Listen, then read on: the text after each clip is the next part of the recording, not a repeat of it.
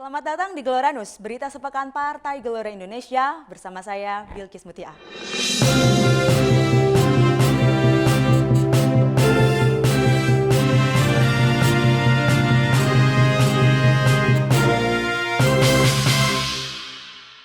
Beberapa informasi yang akan kami sampaikan antara lain adalah waspada ketimpangan ekonomi Indonesia, dana pendidikan di era pandemi, lomba mural Partai Gelora, asumsi perubahan iklim dan suhu di Indonesia, Partai Gelora melalui Yespreneur mendorong pemberdayaan ekonomi masyarakat, dan berita lain dari rekan-rekan wilayah.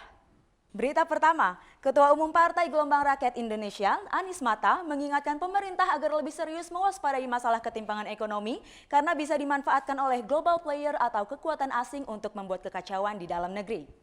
Hal tersebut disampaikan Anies Mata saat menjadi narasumber dalam webinar bertajuk Dampak Berkuasanya Kembali Taliban bagi Keamanan Indonesia yang diselenggarakan Moya Institute pada Jumat 10 September 2021 lalu. Menurut Anies Mata, global player akan memanfaatkan dampak dari perang supremasi antara Amerika Serikat dan China pasca kemenangan Taliban di Afghanistan. Apabila lengah, ini bisa menjadi residu bagi keamanan Indonesia di mana global player bisa menggunakan isu sentimen etnis tertentu yang saat ini menguasai perekonomian Indonesia. Nah, sekarang apa yang penting dalam perspektif keamanan nasional kita sekarang justru adalah bagaimana Indonesia ini tidak menjadi collateral damage dalam konflik supremasi antara Amerika dengan China. Berita kedua, Ketua Umum Partai Gelombang Rakyat Indonesia, Anies Mata, mengatakan pemerintah bisa menjadikan pandemi COVID-19 ini sebagai momentum untuk melakukan reformasi total terhadap sistem pendidikan nasional dalam era digital saat ini. Hal tersebut disampaikannya dalam diskusi Gelora Talk bertajuk Sekolah Tatap Muka, Dilema Pendidikan di Tengah Pandemi Tak Berujung yang ditayangkan secara live streaming di channel YouTube Gelora TV pada Rabu 15 September lalu. Diskusi ini dihadiri tokoh pendidikan Indonesia, Profesor Arif Rahman, Kepala Dinas Pendidikan DKI Jakarta Nahdiana, serta Ketua Forum Guru Indonesia, aktivis Aliansi untuk Pendidikan dan Keselamatan Anak Iwan Hermawan. Menurut Anies Mata, di era digital ini, pendidikan seharusnya sudah bisa gratis dan juga besarnya anggaran pendidikan untuk pengembangan infrastruktur digital, peningkatan gaji guru, kualitas guru, mutu pendidikan, serta akses seharusnya tidak terbatas terhadap pendidikan. Untuk mendapatkan pendidikan ini memang harus disatukan. Walhasil, dari semua usaha ini, kita tetap tidak mengubah fakta dasarnya bahwa krisis ini akan lebih lama. Dan yang kedua, karena itu kita menemukan satu fakta baru.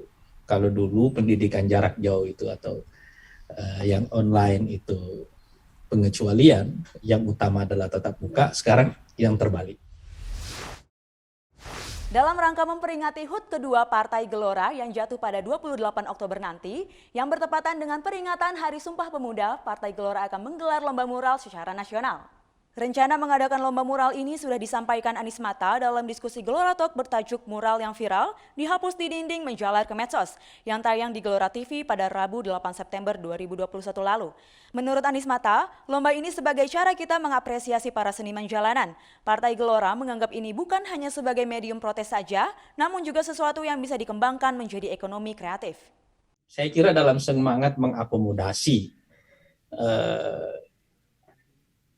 energi kreatif dan energi survival ini saya sedang berpikir untuk mengadakan lomba mural secara nasional. Ini seperti memberikan ruang kepada orang untuk berteriak di tengah gurun. Berteriak saja gitu. Berita keempat, Ketua Bidang Lingkungan Hidup DPN Partai Gelombang Rakyat Indonesia, Ruli Syumanda, mengatakan pada tahun 2100 mendatang suhu akan mengalami kenaikan 7 derajat akibat perubahan iklim. Akibat perubahan iklim ini, Amerika Serikat sudah mewanti-wanti Indonesia dan Jakarta akan tenggelam.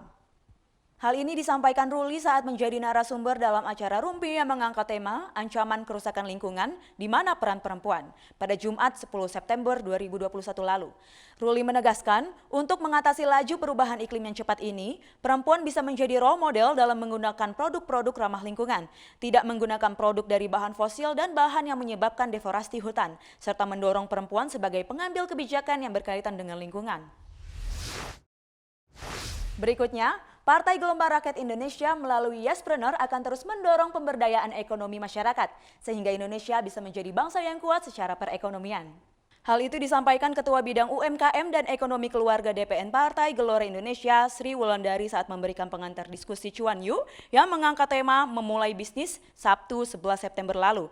Faidah Khalid, pengusaha apotik Mebel Jepara dan anggota Yespreneur Jawa Timur yang hadir sebagai narasumber mengatakan, dalam memulai sebuah bisnis yang perlu dipahami adalah apakah kita akan menjadi seorang pengusaha atau pedagang. Pengusaha itu tidak ada batasnya. Dia terus berinovasi untuk melebarkan bisnis dan memberikan manfaat bagi dirinya serta lingkungan, sementara pedagang menjual barang orang dan mengambil selisih harga untuk keuntungan. Omsetnya pun tidak akan bertambah banyak dan penjualannya tidak berkembang, katanya.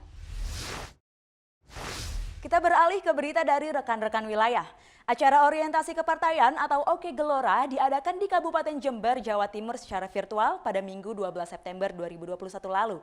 Peserta Oke Gelora kali ini di luar kebiasaan. Mereka berada di rumah-rumah rakyat seperti di warung-warung, pinggir dan sudut-sudut kota Jember sambil menikmati kopi dan berbagi makanan.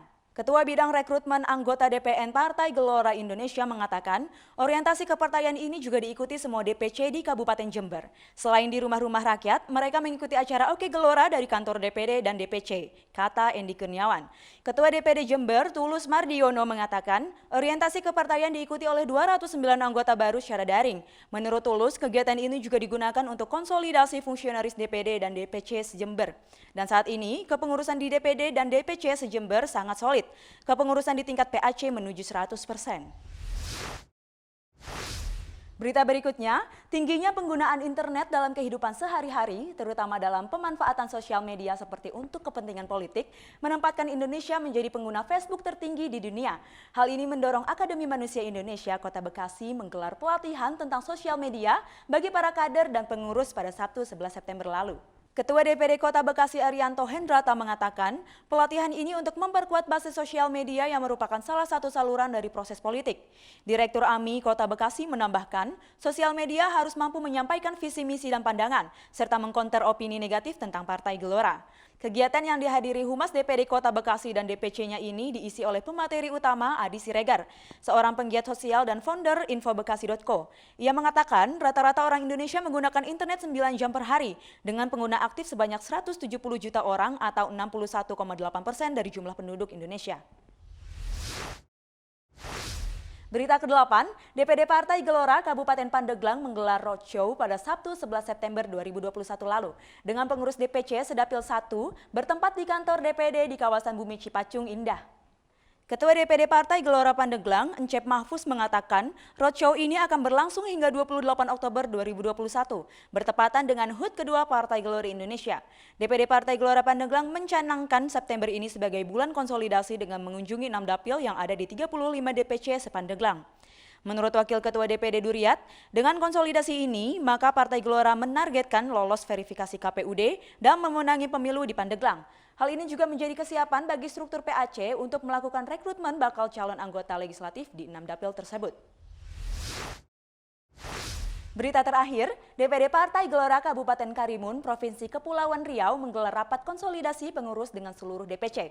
Konsolidasi ini digelar di Hotel Aston, Tanjung Balai Karimun pada Sabtu 11 September 2021 lalu. Konsolidasi ini disambut antusias oleh seluruh anggota DPD dan DPC Partai Gelora se-Kabupaten Karimun yang hadir. Dihadiri juga oleh Ketua Bidang Pengembangan Teritorial 1 Sumatera DPN Partai Gelora Indonesia, Muhammad Syafhan Badri Sampurno. Syafhan Budi Sampurno dalam arahannya mengatakan, konsolidasi ini sengaja digelar untuk memastikan target-target yang dicabangkan DPN tercapai. Roadmap untuk menang di 2024 juga sudah kita siapkan. Partai Gelora meski partai baru, tapi isinya politisi-politisi yang sudah berpengalaman lebih dari 20 tahun.